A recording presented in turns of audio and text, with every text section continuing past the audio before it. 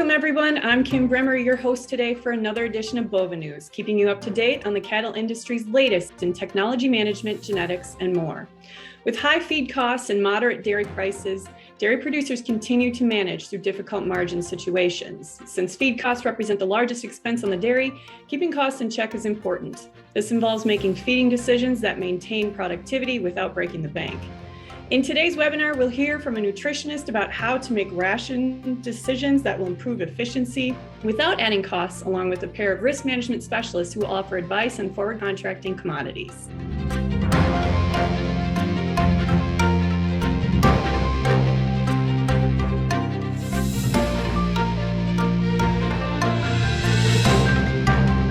Our first presenter today is Dr. Enrique Schcolnik.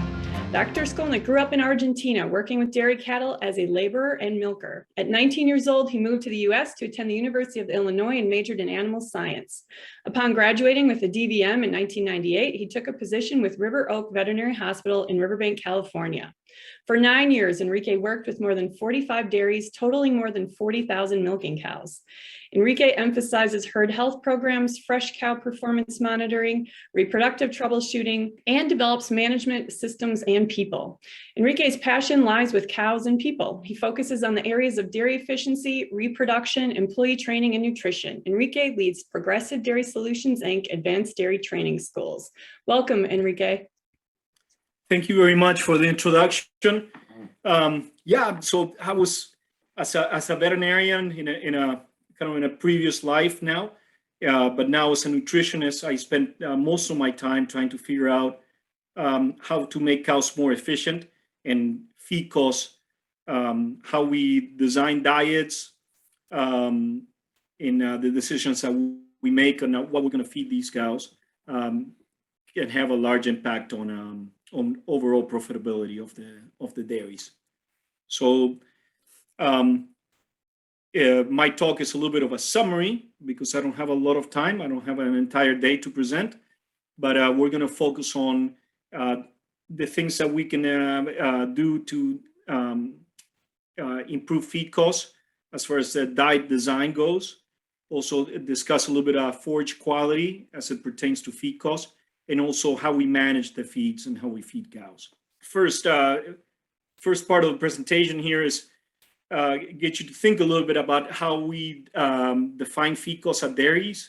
Is it a cost per ton of a specific feed? Is it how much it costs to feed a cow per day? Or is it we can look also at cost per pound of dry matter of feed, also cost per 100 pounds of milk, and even a better figure is looking at income over feed costs. So how much milk income we generate, and how much it costs to feed our cows. But really, all of these numbers that we look at have one common goal for the farmer and the farm enterprise, and that is to maximize the margin per cow per day.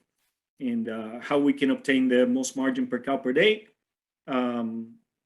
is what we spend most of our days working on with our teams. So goal of controlling feed costs specifically is to maximize the income we produce with the cheapest input possible, which is our feed. Cheapest feed costs doesn't necessarily mean the most margin per cow. Sometimes if we don't fulfill requirements, nutrition requirements for cows, we give up milk production. And then on the other hand, spending more and more expensive feeds and additives doesn't necessarily equal most margin either. So we need to scrutinize our program and our nutrition program, and find out where we get the most bang for our buck. Not underspending, but also not overspending. So it's a big pie to bite to look at overall feed costs at dairies. So I'm gonna try to simplify it a little bit. And for me, rule number one, a good place to start is first categorize which homegrown forages are suitable for milk cow diet. So we separate our forages into suitable for lactating cows and suitable for our non-lactating animals, cows, dry cows, and heifers. And then after that, after we decide which forages are suitable, then we max out those homegrown forages. We feed as much as we possibly can and balance the rest with grain and other available byproducts. Here in the West Coast, we have a ton of different byproducts, and some of them are a great value. So we include them in diet together with the grains.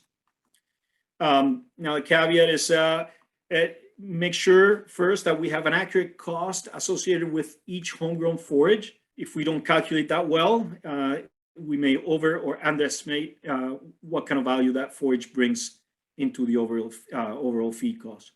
And don't always assume that a homegrown forage is the cheapest feed available. Sometimes many byproducts can compete with our homegrown forages. So figuring out for one of our main ingredients for lactating diets like corn silage, figuring out how much it costs us to produce, and then comparing to what else is available in the marketplace. If we divide the important factors that determine feed costs, I can come up with three main categories. One is nutrients and diet design. The second one is forage quality, and the third one is managing our feeds. When it comes to diet design, cows have a requirement for protein, energy, and vitamins and minerals. All of them have the potential to be fed in excess or insufficiently, and it's our job together with farm managers to correctly balance our diets to minimize the feed cost. So if we feed them insufficiently, we may leave some health, we may have some negative health impacts, which negatively impacts milk income. Or if we feed them in excess, obviously we're wasting money. So we want to formulate diets to closely meet requirements. That means not under or overfeed any specific nutrient.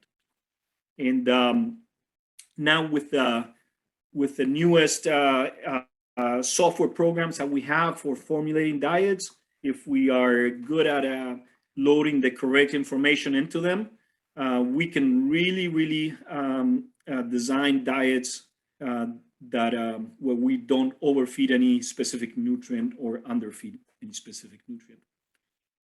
Specifically talking about protein and amino acids, protein is the most expensive nutrient in our diets. It's also the most commonly overfed nutrient in dairy diets. Like I said, modern dairy balancing software like NDS, AMTS, CNCPS allow us to balance diets without excess protein. Cows don't really have a protein requirement. They have an amino acid requirement. In many cases, supplementing synthetic amino acids is cheaper than feeding protein grains. But the bottom line when it comes to balancing for protein and amino acids is we want to maximize our homegrown sources of protein, like our haylage and other protein forages. Pick the protein grains based on cost per unit of amino acids, and this is where there's a lot of opportunities out there. If people are not balancing based on amino acids, they may be overfeeding protein, or sometimes we are feeding certain grains that may have a poor amino acid content, and we think we're adequate on the protein content, but we're actually shorting the cows in amino acids. So, and again, see if supplementing with amino acids is an economical option. With the high grain prices, the high protein grain prices lately, it's been a pretty good proposition to do some supplementation with synthetic amino acids. We can save 5 to 15 cents per head per day sometimes with amino acid supplementation and keeping our protein from being overfed. So this another important nutrient for cows is energy.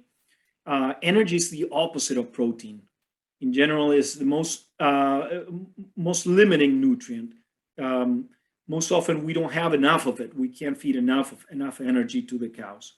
So again, rule number one is maximize your homegrown forages as a source of energy. That will be primarily our corn silage with high starch, brings in a lot of energy to the diets. Milk cows are limited by how much feed they can eat. So if your homegrown forage is of low quality, so it has a low concentration, for example, of starch, or it has the fiber in the corn silage has low digestibility, we will limit milk production just because there's only so much a cow can eat. And if this forage that we're feeding occupies a lot of space in the rumen, but it's not very concentrated in energy, we will leave a lot of milk on the table. That will really have a negative impact on our milk income. And then my third main category is vitamins and trace minerals. They're probably the hardest nutrients to evaluate. Keep in mind that vitamins and trace minerals are not feed additives. Cows actually have requirements. That's the difference between a nutrient and an additive. That a nutrient, an animal has a specific requirement that we have to meet. An additive, cows don't have a requirement. It may make, in the case of yeast, make the rumen more stable and help us with feed efficiency, but cows don't have a requirement for yeast, for example. But with minerals like calcium, magnesium, potassium, copper, some of the trace minerals, copper, zinc, manganese, cows do have a requirement. And if we don't feed them, if we underfeed them, we may see some negative impacts on health, reproduction, etc., which all have a negative impact on margin per cow. These requirements for minerals are defined in the NRC, nutrient requirements for dairy cattle, based on decades of controlled research. Vitamins and trace minerals are required by both rumen bugs and also by the cow herself. Rumen bacteria need to, we need rumen bacteria to maximize, we need to maximize the rumen output of these rumen bugs. So we supplement, after the rumen bugs produce what they need to produce or what they can produce, we supplement the rest with additional vitamins and minerals. So opposite to protein and energy, milk responses to vitamins and minerals are very hard to measure on farm. Effects of adequate supplementation of vitamins and minerals are related to feed efficiency, which is not easy to measure on farm. They're related to reproduction, which, we measure it on farm, but sometimes if we change a supplementation, change a program, it may take months for us to see a response.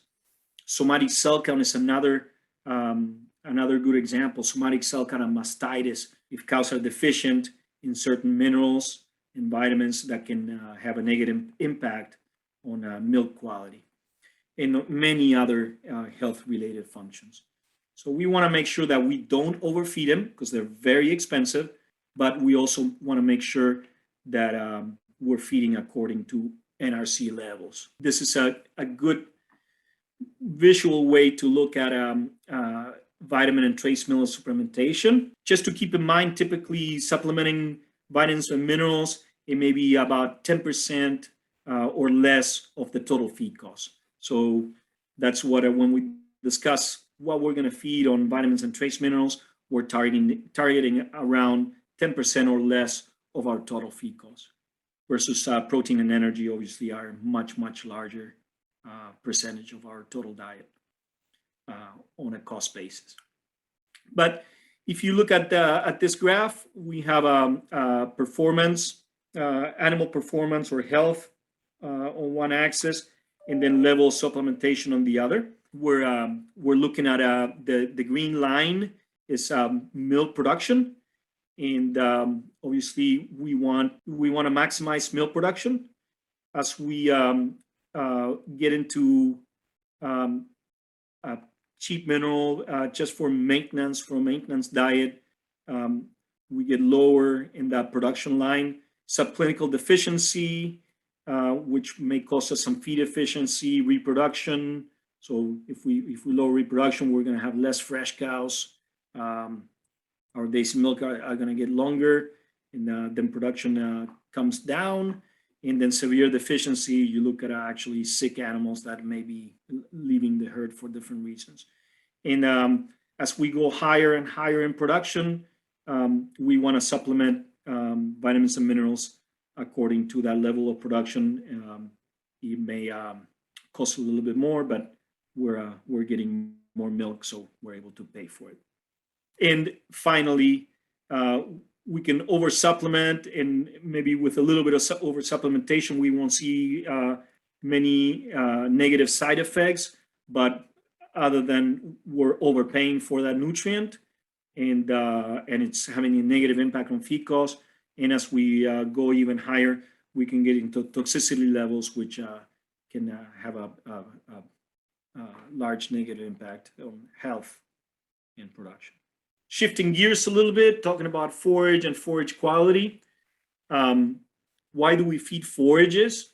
Well, number one is we feed them because they're less expensive than other feeds. If we do a good job farming, get good yields, good quality forages, then they're cheaper than other feeds. If not, they may not be.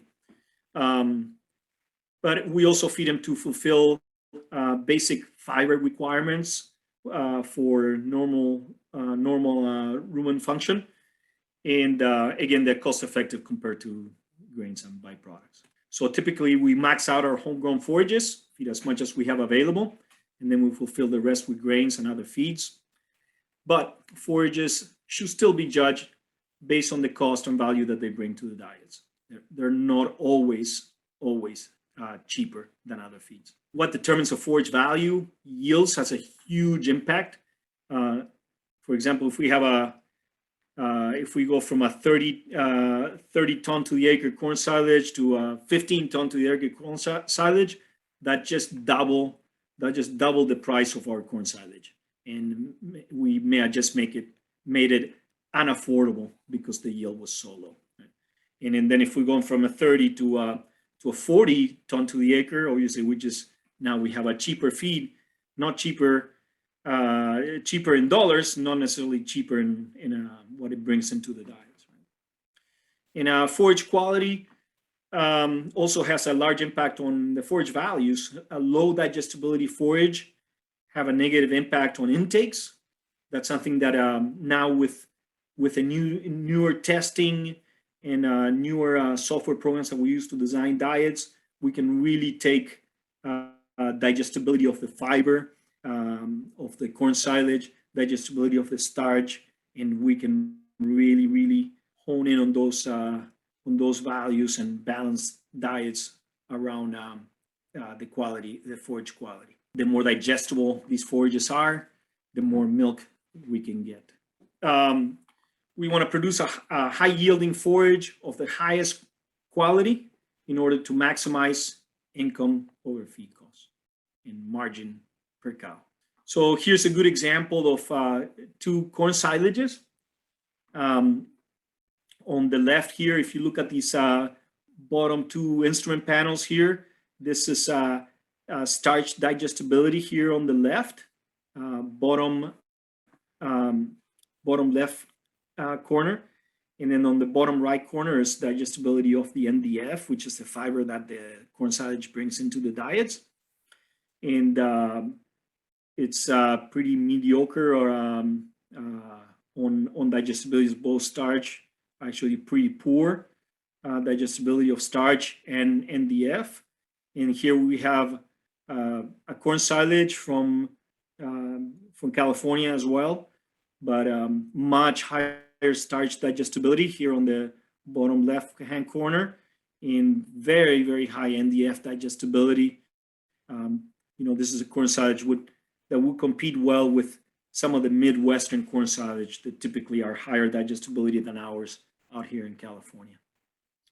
So again, these forages for milk cows need to be highly digestible, not over mature. The more mature a plant is, the more lignin it'll lay down, and lignin is not very digestible to the cow. But the more highly digestible these forages are, we can maximize feed intakes, and we can maximize feed production and get a better income over feed costs with these high quality forages.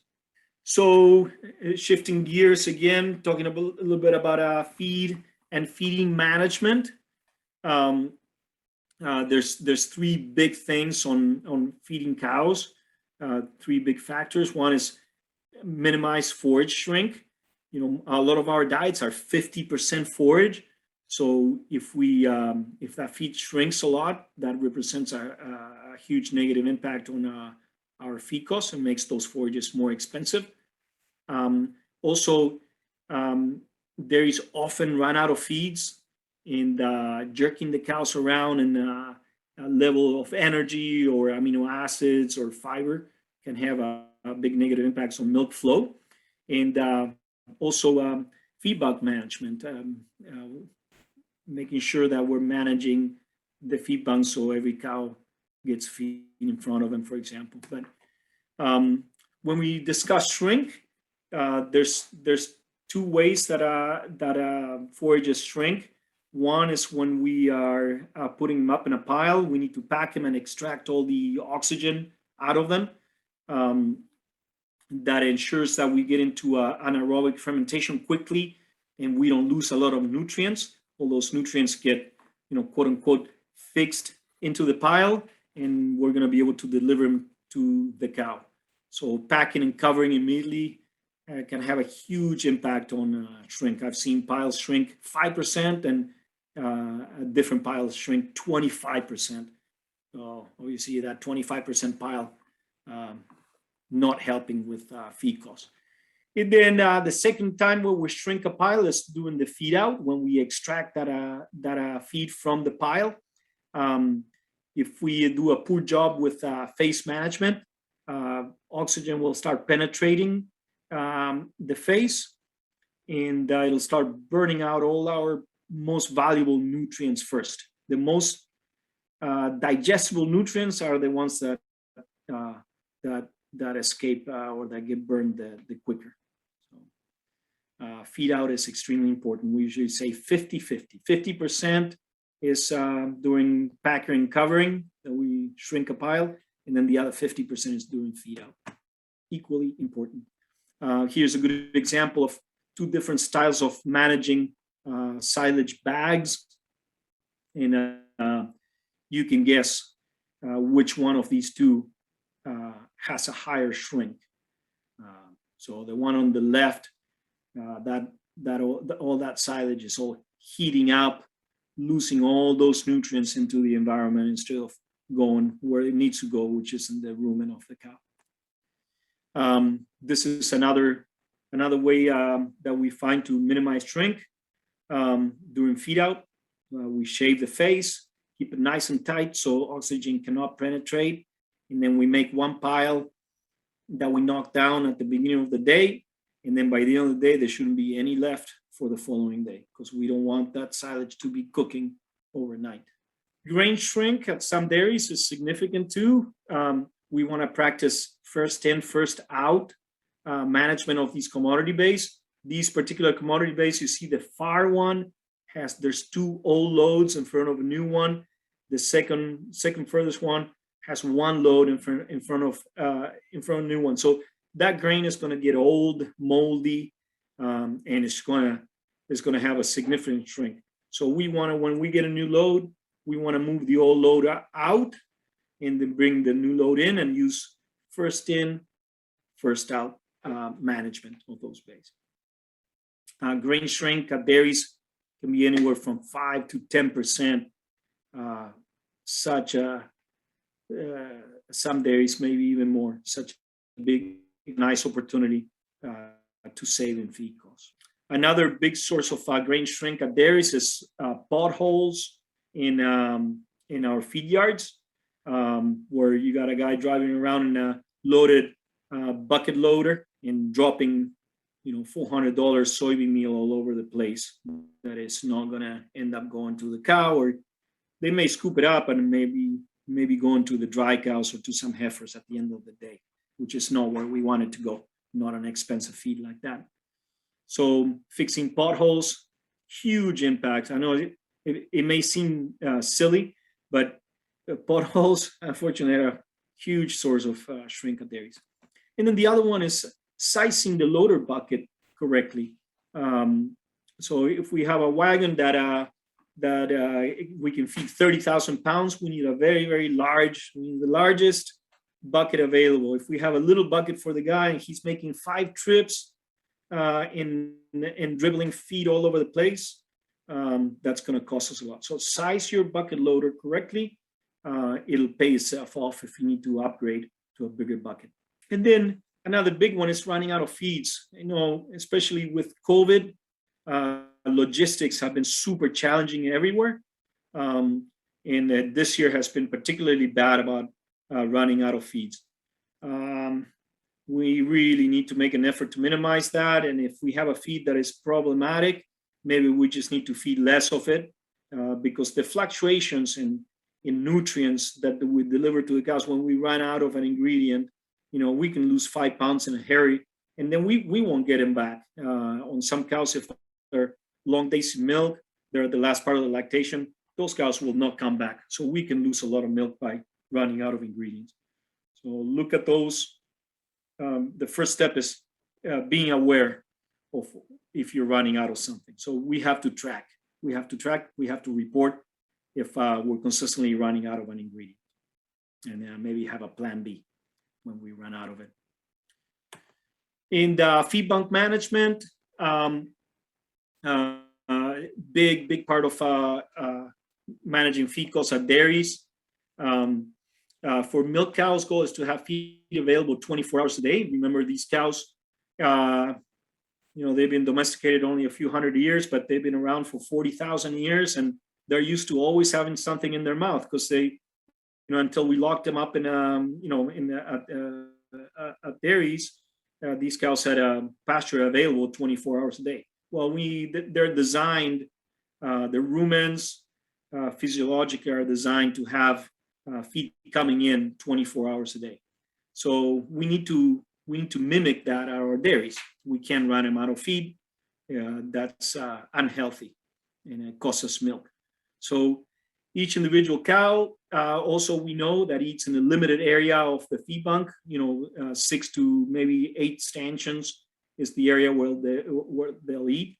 I always compared. I use the example of when you went to lunch in high school, you always went to the same table, and it was very stressful to maybe switch tables one day. It's the same thing for cows. They don't want to change tables every day. They won't venture outside their territory to fight another cow, not often anyway. And if they do, then it usually costs us intakes on milk. So we want them to eat in the same place every day. So have feed available on the entire feed bank, not in certain areas only. If we short some areas of the feed bank in feed, it will limit intakes, limit peaks, and limit income over feed costs. Feed management, every morning before we feed, we have to see what the feed bank looks like. We still want about 3% leftovers. If we clean the bunks every day, we can refeed them to a lactating pen. Potentially, if the feed still looks the same as when we fed it and it's still good quality, we can refeed it, so we're not going to throw it away. But 3% leftover in the bunk ensures, doesn't ensure, but we have a lesser chance of running out of feed in certain areas if we have 3% along the entire bunk. And the feeder needs to make adjustments day to day, according to what the cows are eating. If it's hotter or cooler, cows are going to be eating more or less. And there's so many other milking times, so many other factors that affect daily intakes. So, but the bottom line is the cows are going to tell us if they need more milk, more feed, and we need to pay attention. If we're not paying attention, then we're going to leave a lot of milk on the table. So good feed bank management is essential for dairies. So we need to have a designated person that looks at the feed bank every morning and communicates with the feeders. Or sometimes smaller dairies is the feeders themselves that walk the feed banks.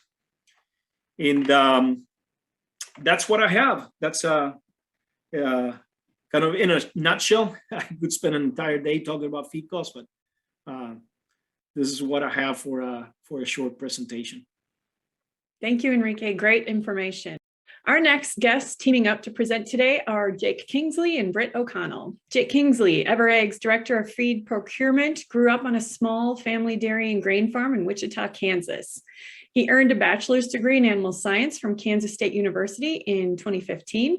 Shortly thereafter, he started his professional career as a grain merchant in Tulsa, Oklahoma. While there, he originated grain from both producers and commercials across Kansas and Oklahoma into rail and barge terminals for Consolidated Grain and Barge. Part of his work was also educating producers on hedge risk management strategies and helping the customer manage those positions throughout the crop year. After 3 years in Tulsa, he took a job as a feed commodities merchandiser with Livestock Nutrition Center in Saginaw, Texas. His efforts there could be best described as working with dairies and corn producers across Texas to bring corn from the field to the feed bunk, though he worked with most of the staple ingredients in dairy and beef rations as well. And Britt O'Connell grew up on her family's dairy farm in Southwest Wisconsin and began her working career as an agronomist. She identified a need to help producers improving the marketing of their crops that led her to a grain merchandising role with a prominent multinational grain company. In 2015, she began her work with Commodity Risk Management Group in Platteville, Wisconsin, to deliver a comprehensive grain marketing plan to Midwestern clients. Today, Britt serves as the director of the program, overseeing a team of grain marketing advisors across multiple states. Welcome, Jake and Britt. Kim. Well, we're going to get started here, and obviously this isn't going to be a comprehensive look at the markets, given the amount of time that we've got today, but we're going to try to dive into what are the big drivers affecting our feed prices today, because obviously we're all struggling with these high input costs, and at any given time, any of these can be really the focus and the driver that's controlling the market, and we're going to spend a little bit of time talking about each of these, but let's dive right into the corn balance sheet. And as it stands today, we've got corn ending stocks for the coming year projected at 1.4 billion bushels. And when you look at this balance sheet, the thing that sticks out most to me, the most prominent line item that we've got pegged in is on the production side, what is yield going to be? And secondary to that, exports. And the reason why exports draw a lot of attention in the corn balance sheet is because right now we've got 2.4 billion bushels pegged for U.S. exports, which is darn near a record. And so the reality is that right now we've got big exports pegged into our balance sheet. We're going to dig into that here in a little bit, but that's going to be a key component moving forward as to, how does this thing shake out as we move through the year. On the soybean balance sheet, it's pretty basic. You do one of two things with the soybean. Once you get that soybean produced, you either A, crush it domestically, or B, you put it on a boat, and a lot of those go to China. So they're going to be a big part of the discussion we have too around what does this soybean balance sheet look like? How does that shape up the protein picture that we're looking at? So we talked about yield on corn, and for both corn and soybeans, that's going to be the focus for the next couple of weeks, especially as we've got harvest kicking off across a lot of the Midwest, right? How is this yield, how is this crop, going to come together? What's our final yield going to be? And ultimately, that's really going to set the precedence for what is our production going to be this year in the country? What's the pile that we're dealing with? And you can really tell the evolution of corn ending stocks, not just this year, but maybe most importantly last year, which is the black line on this chart. And what it really does is it tells the story of, oh my goodness, we're going to have over 3 billion bushels of extra corn laying around that we're not going to use, yeehaw, cheap feed, to, oh my gosh, we have got ourselves a tight balance sheet and we're looking at $7 plus corn. right? And it was a really dramatic evolution that we saw. And yes, COVID was certainly a part of that discussion. But if you just look at this black line, you can see we cut this crop in half. What we were going to actually have left over at the end of the year, excuse me. And so this has really been a demand-led rally. It wasn't as if last year's crop was catastrophic, but we saw China come in, be a big buyer of U.S. corn, typically not something that they do. Yes, USDA also came in and made a revision in the September quarterly stocks report that made a big impact, but the story really lives with a demand-led rally, and that really brought our corn ending stocks and stocks-to-use ratios to the tightest levels we've seen since the drought of 2012, right, and the recovery there afterwards. And so as we move forward, we also have to consider the world stock situation. Now, I will tell you, the world stock situation, although we've come off of some of our peaks, is still in better shape than the U.S. situation. However, that doesn't really help us here a lot domestically because ultimately we aren't really going to be importing a lot of corn into the United States. That's just not something that we typically see ourselves doing. However, that will draw up a parallel to what are world prices doing and how are we going to compete there. The reality is China's appetite for corn is the biggest question mark we've got on the balance sheet, in my opinion. We know we've got a decent crop out there. The exact yield is obviously going to come into clearer vision, if you will, in the next couple of weeks. But is China going to come to the table? And are they going to buy massive amounts of U.S. corn or not? And this chart, I think, speaks volumes to a lot of the story in the corn market and what we're dealing with, which is you can see China just doesn't usually buy corn. Period. This is not just corn that they buy from the U.S. This is corn that they buy from everywhere across the globe. As a matter of fact, sometimes they export corn, right? But they are not a net importer of corn. And so they've been a net importer of corn and in a massive way that took the market totally by surprise, right? And this is where we look today to figure out, okay, are they on track? How are we tracking? Because the reality is if China doesn't come to the market and buy the massive amounts of U.S. corn that the USDA has pegged in today, that gives corn buyers much better opportunities than maybe we thought they would have this year. Now, China started out at a record pace here buying U.S. corn in the beginning of the summer, and they've really tapered off here as of late. Now, I think there's really two things we have to point to. One is we all know freight is incredibly expensive. It doesn't matter where you're going to or from, it is expensive. And ocean-going freight is no different. We're talking about record levels right now. So that ultimately impacts their total cost of getting corn from the U.S. or anywhere else over to China. The second piece is in this last USDA WASDE report, the USDA estimated that China basically has its strategic corn reserves back to levels that we were experiencing prior to their strategic drawdown. And so that would allude to the fact that maybe they don't need the U.S. corn. However, I will put an asterisk next to that along with any other comment that I make regarding China because unfortunately the reality is we just don't know what to believe or what not to believe when it comes to what's going on in China. Soybean yields again are going to be a question mark just like we've got on the corn front, although I'll tell you again, early preliminary results are really promising. It feels like the crop is definitely going to be there despite some of the challenging weather events that we had across a lot of the corn belt.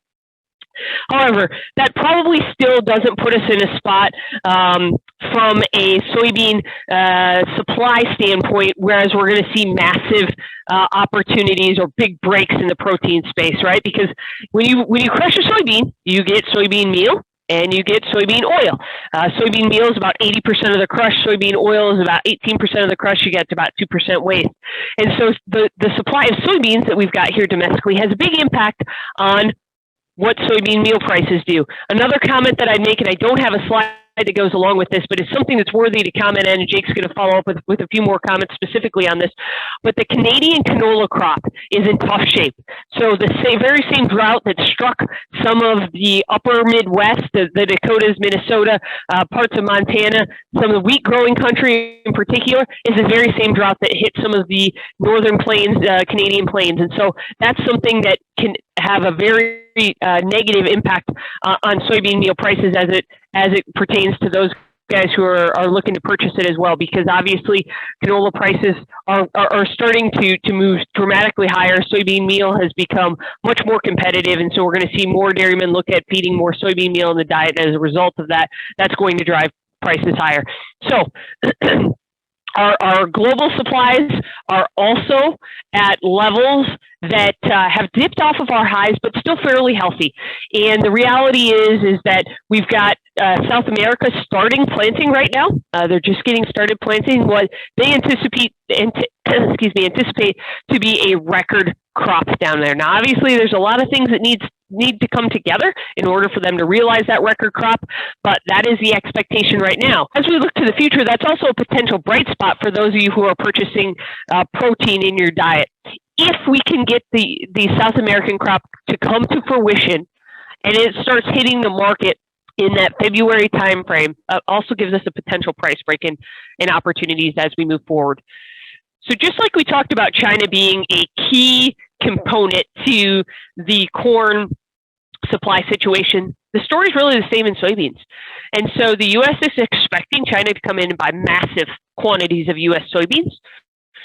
However, they've been off at a pretty slow pace. If, for whatever reason, they decide not to buy the quantities that the USDA has pegged in for them, that certainly grows the soybean balance sheet. That's reason to believe that we could see a little bit of break on the horizon. We're seeing record crushing activity across the United States, and this is not something that we expect to see change. As a matter of fact, in the state of Iowa, they're opening up two new crush plants are planned for the next couple of months. And as a matter of fact, given the fact that we continue to see really positive soybean crush margins, that's something that we anticipate moving forward could come online and be a bigger source of soybean meal to our producers out there. And so that's certainly a welcomed opportunity to continue to crush more beans domestically, use more of those soybeans domestically, rely less on outside sources for protein, and be able to really navigate that market well. As we look at soybean and corn prices as they stand today, the reality is we've come off of our highs. And as we move forward, we certainly feel like there's some decent opportunities ahead of us to be pricing some corn. As a matter of fact, as we look at coming off of those highs that we saw in December corn back in May, we've really encouraged guys, hey, we start to see this December corn market break towards that $5 mark. This would be a great opportunity to start looking at some ownership.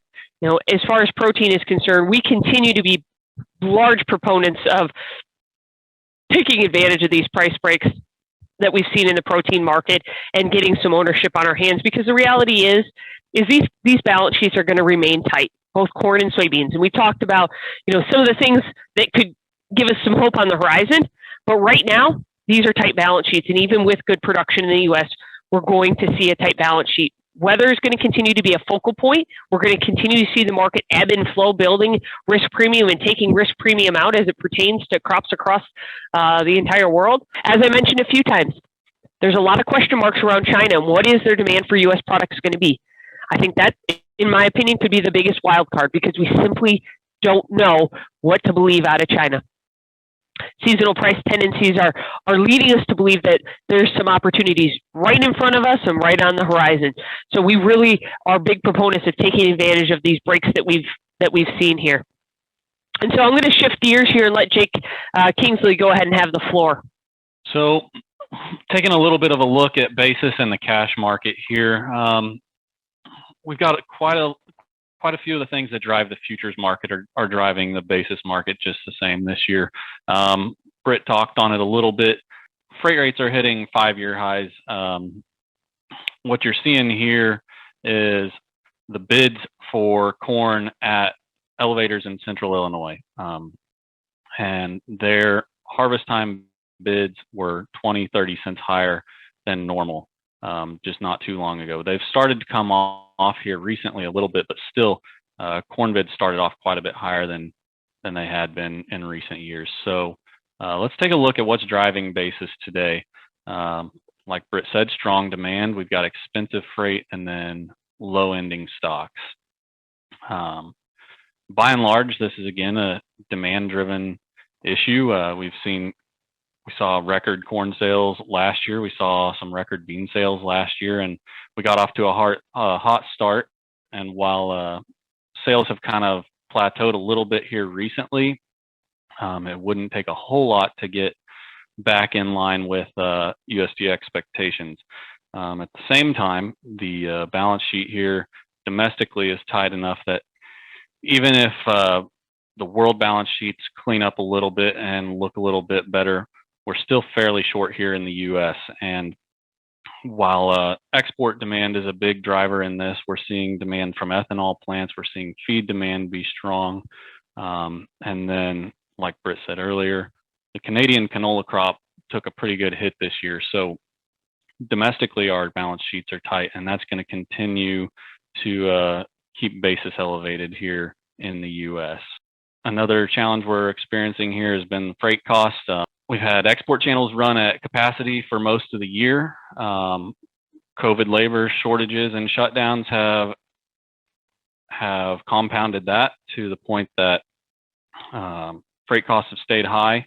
That directly affects the basis going from the Midwest out to our dairy and feed use areas, where most of this feed is coming on a truck or a train or some sort of transportation from the Midwest to the outer parts of the country before it gets to the farm. So, and then we also had Hurricane Ida come through here a few weeks ago and do some significant damage in the Gulf. That backed up river freight for a while. And so just ahead of harvest, when you typically see freight jump up anyways, we then saw a lot of material move away from the river and into rail markets. And again, I said a lot of this feed moves on rail to dairy markets. And so then we added additional demand to that rail market that kind of ran freight up a little bit higher. We've seen that dip back a little bit here recently, but it's still higher than normal. You can see a little bit here.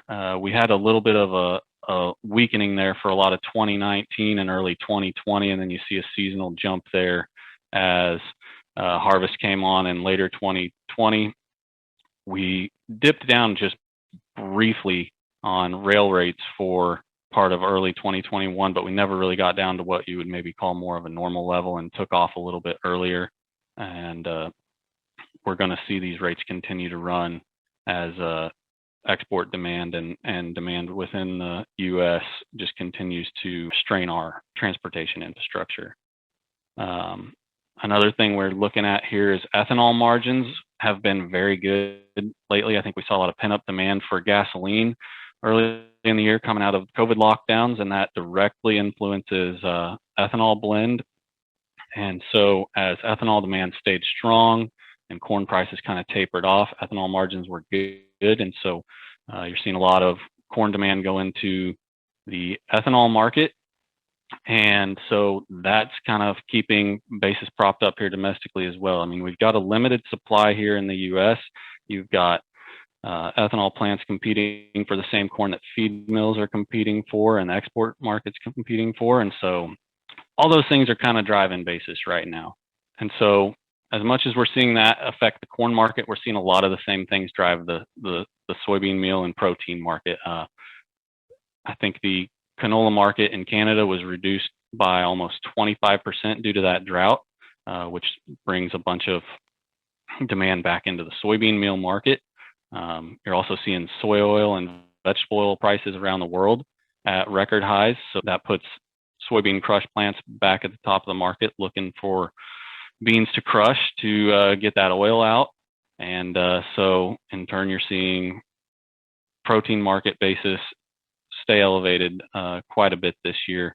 And we really don't foresee a whole lot of reason for that to come down here in the short term. I think if there's really any opportunity for basis to come down in either corn or protein markets, you're going to have to see a dramatic decline in either export demand or biofuels and vegetable oil demand, or we'll have to have just an absolute stunner of a crop here this fall. Otherwise, I think these numbers are kind of hung up until we get later into 2022 as a new crop comes off. Thank you, Britt and Jake. We'll move into a few questions for the three of you today.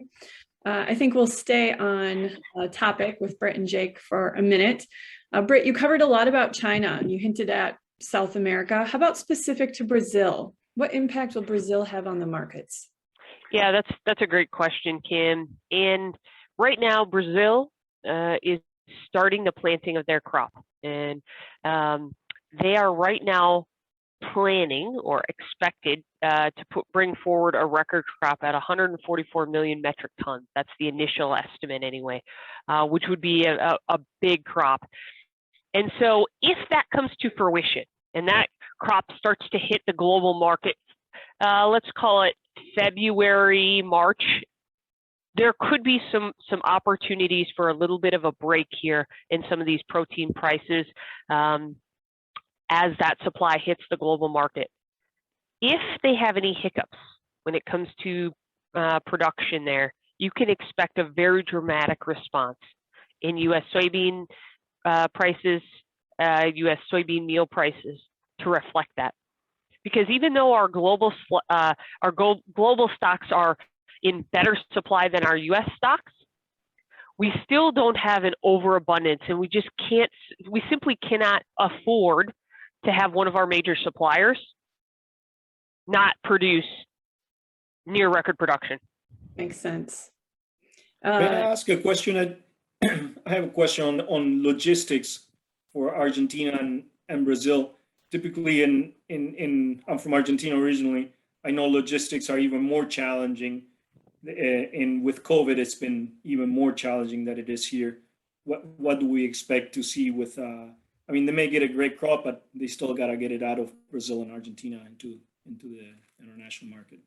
Yeah, that's right. I mean, every market right now is struggling with COVID transportation issues, and so that's something that the market's going to have to wrangle with once it has its head wrapped around what type of crop we're going to be able to bring forward.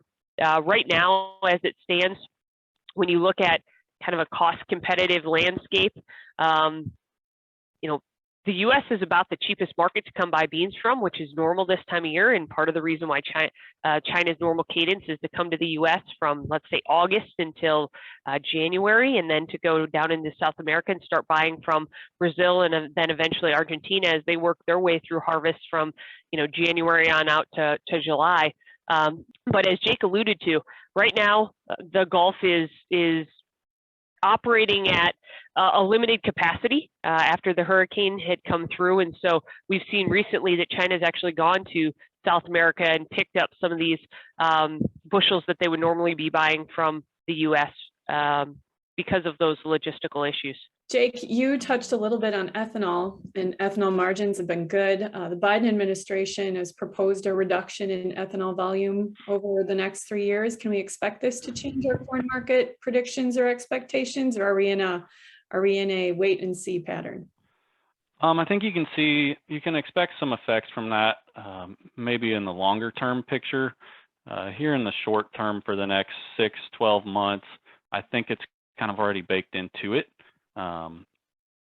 So we could see that play out over the next few years, but I think maybe you see a little bit of an effect here in the near term. That brings corn prices down a little bit, but at the same time, if you reduce production there at these ethanol plants, you start to reduce a little bit of your feed production as well. I know a lot of dairies like to feed DDG, so if you catch a break in corn, you maybe pay for it a little bit on the DDG side, but I think that's more of a long-term problem than immediate issue for us.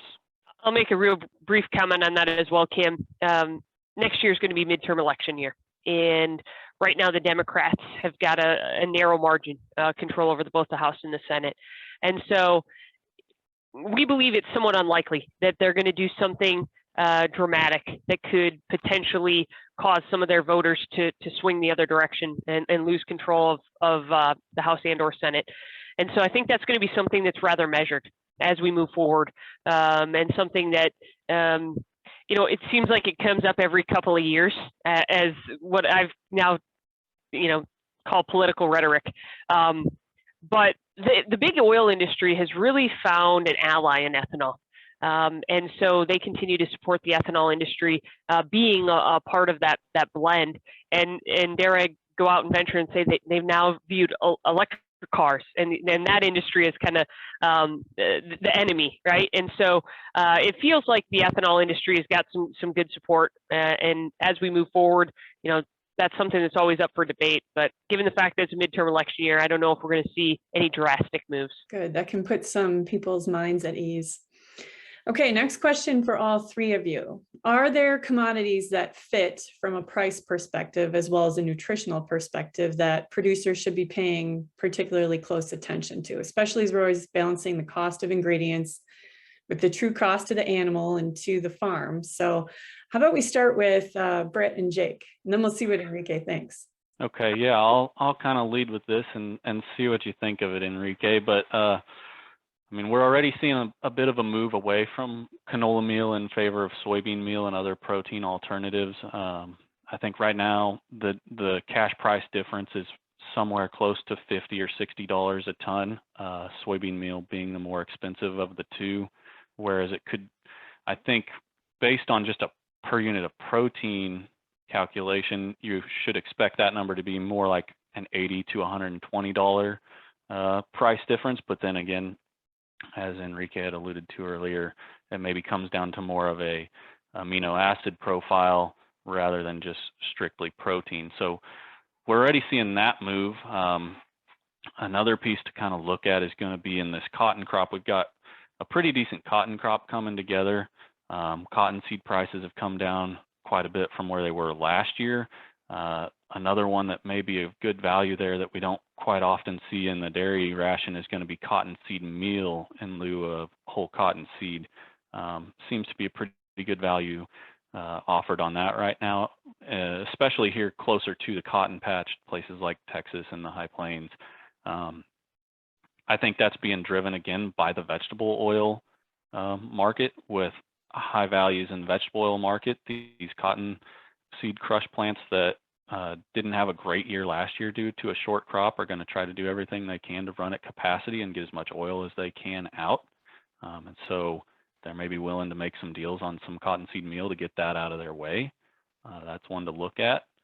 And then again, as we see corn prices kind of dwindle down and ethanol margins stay strong, kind of expecting a little bit more of a break here in DDG and gluten prices as we move forward, as corn starts to hit these ethanol plants and they're able to get a better basis on it and get a cheaper cash price. Been kind of talking here recently. I don't expect those to fall out of bed, just with the general feed complex so elevated right now. They can they can afford to take a higher price than normal and still remain competitive in the ration.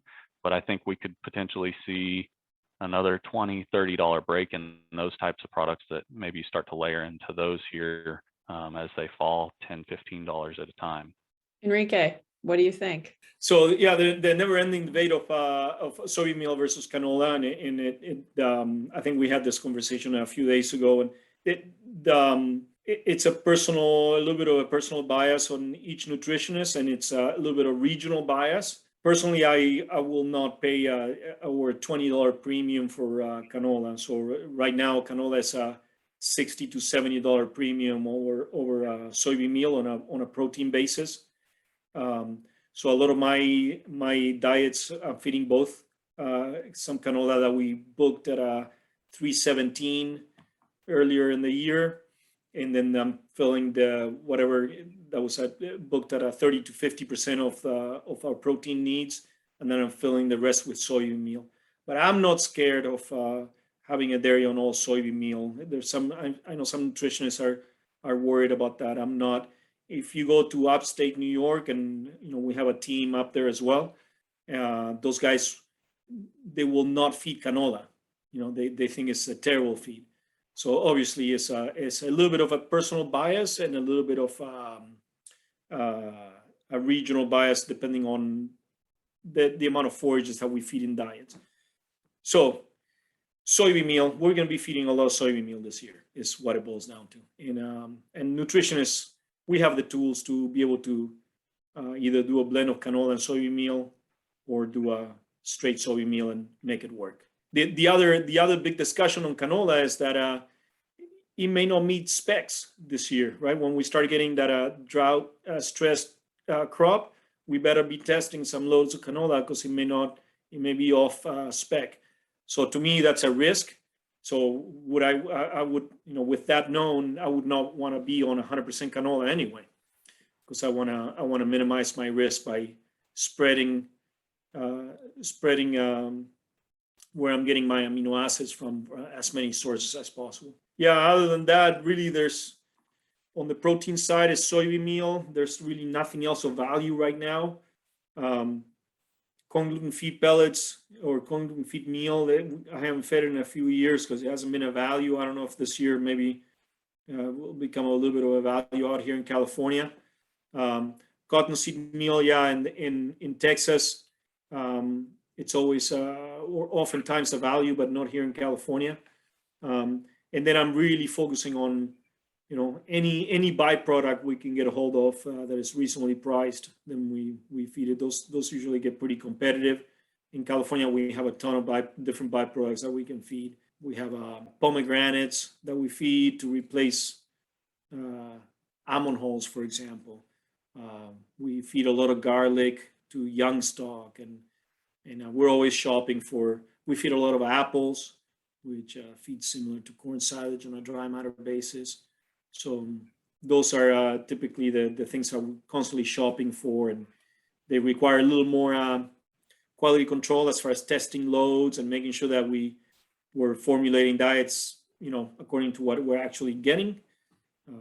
But yeah, those are usually big opportunities in areas like California. Other grains, we have a bakery byproduct. We can replace a portion of the raw corn. I don't like to replace it all because, again, there's a variability on those. And hominy, it looked like there was some hominy that was a value recently. Yeah, we just keep our ear open, and every day there may be something that we need to look at. Any idea on the time frame when we can expect to see relief from the high feed costs? Jake, Britt?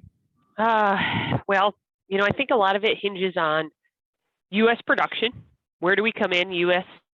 For U.S. yield, final yield numbers, and what does the acreage shift look like next year?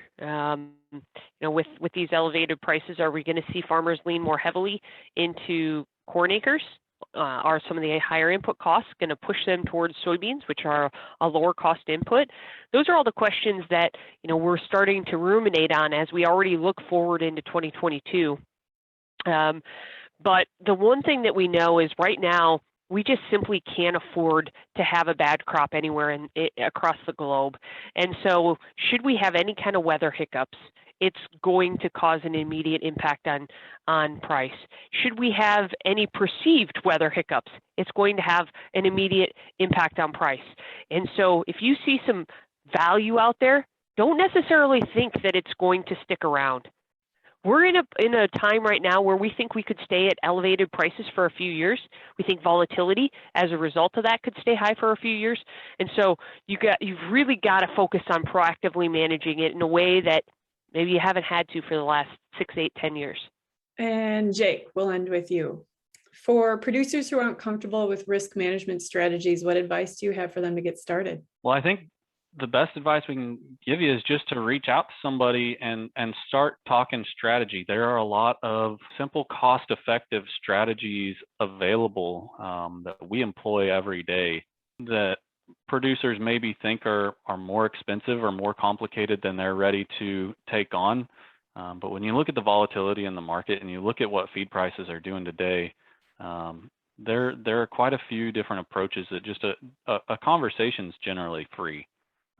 And you can kind of figure out where you're at and what you can do pretty quickly to kind of start to manage your risk a lot better than what most people expect. Find somebody you trust, right? Find somebody that you trust and somebody that can be a sounding board that helps you educate you on all the different options that are available to you. And obviously a big component and big part of that equation is certainly going to be a nutritionist that understands the ins and outs of some of these different markets. But anytime you're looking at pricing anything in the top third of the market, I think it's always worth a conversation around how do I help manage this risk? If something changes dramatically, how do I make sure that I take advantage of that fall in price because I have to, even when you maybe have to take ownership on some product? And so options are a great way to do that. and they can be really simple and unintimidating if a guy just kind of opens his mind up to consider some of them. Great advice. Well, my thanks to the three of you today for joining us and sharing your invaluable expertise and experience. Don't forget to subscribe to the BoviNews channel on YouTube, find our BoviNews podcasts on your favorite listening platform, or find more information at bovinews.com. Thanks for tuning in with us today, and we'll see you next time on another edition of BoviNews.